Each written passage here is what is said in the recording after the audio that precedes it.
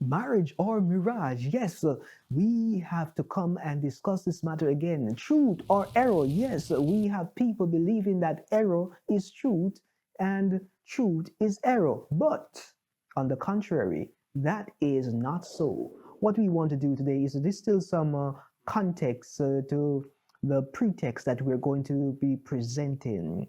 Marriage is a union between a man and a woman. So don't even think about asking me that question.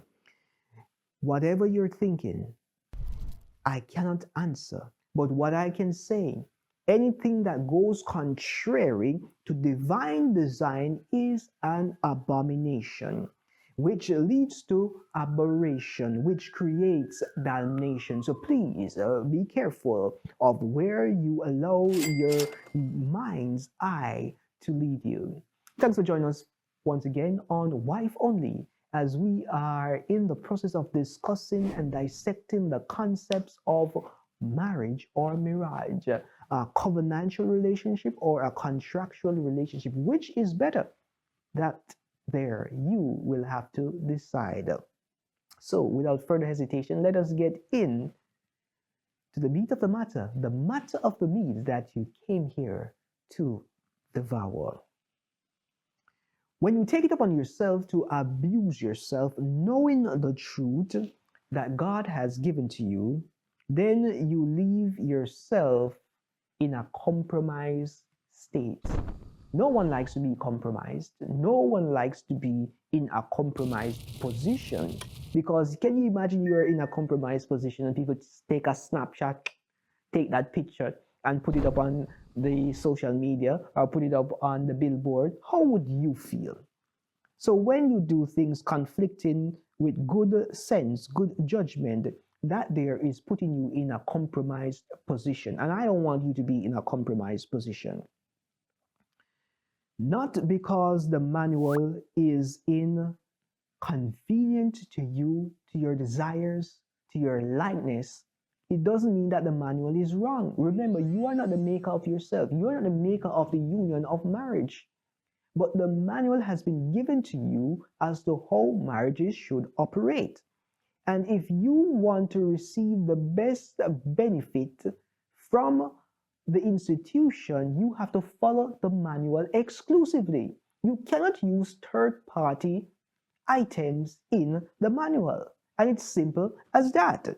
So many persons have marriages which have failed because they have been trying out other things, toys and all, which are invoking demonic influences in their relationship.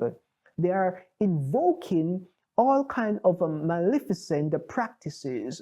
They are allowing the devil to take precedence in their relationship, and then they're wondering, why is not my relationship functioning as how God designed it?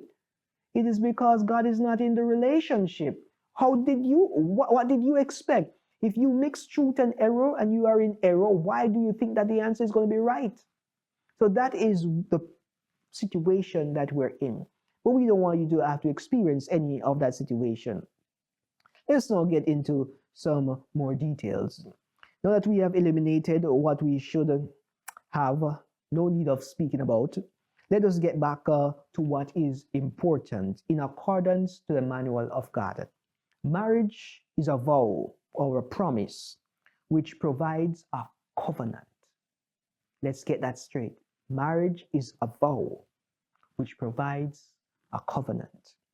If you break a marriage, you would have broken a covenant.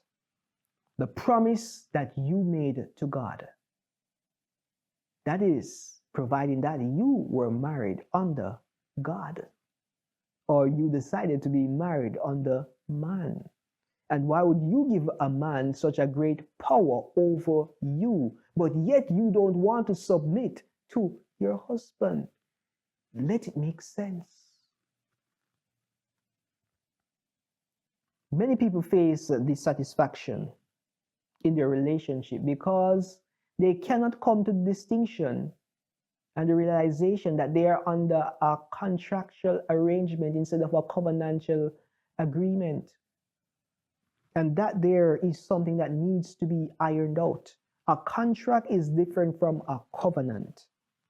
There is a distinction between a commitment and a covenant as well. A commitment can be made and then not honored without any legally binding ramification. So you commit to come to the party, but guess what happened? You decide that, hey, I think it's better to sleep home and I'm not going to go. Well, you didn't go. The commitment was broken. There's no legal ramification.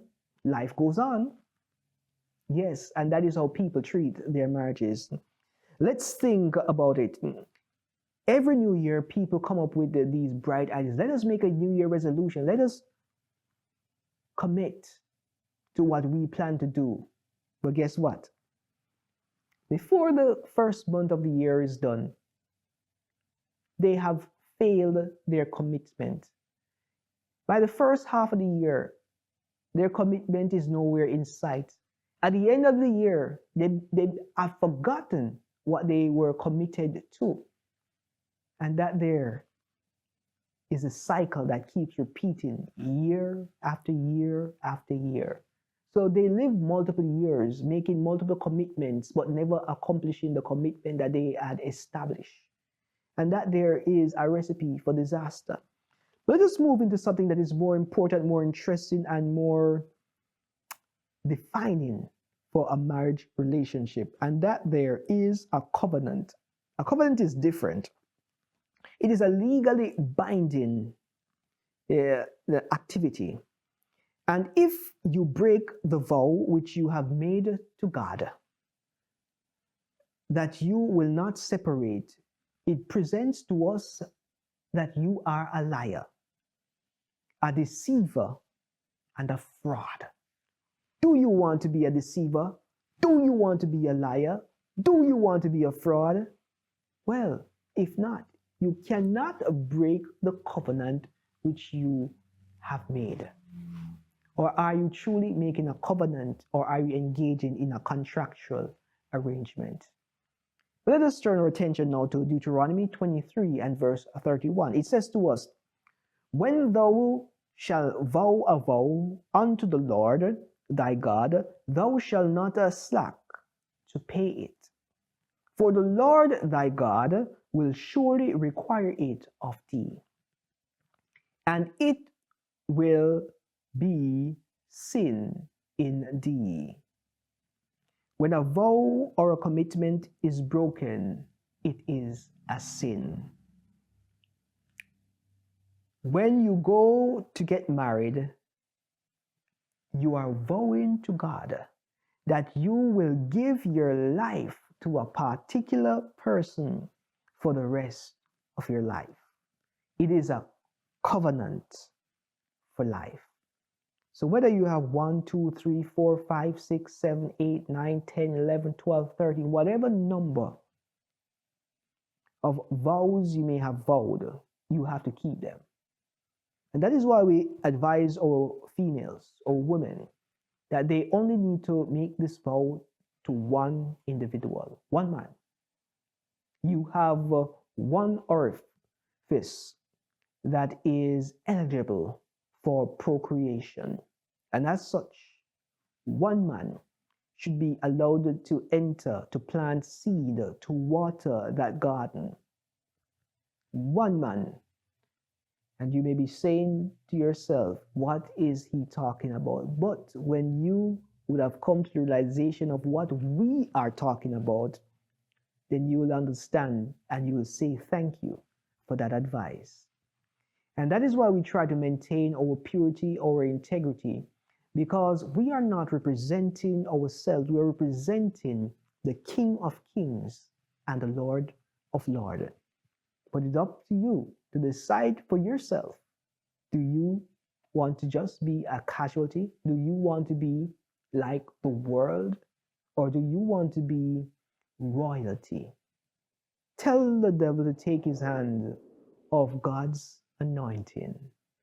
Tell him that you will not be compromised. You will not be defiled. And if you have people or friends in your life that are presenting ideas that are conflicting to good judgment, maybe it's time to do a reassessment and let's them go.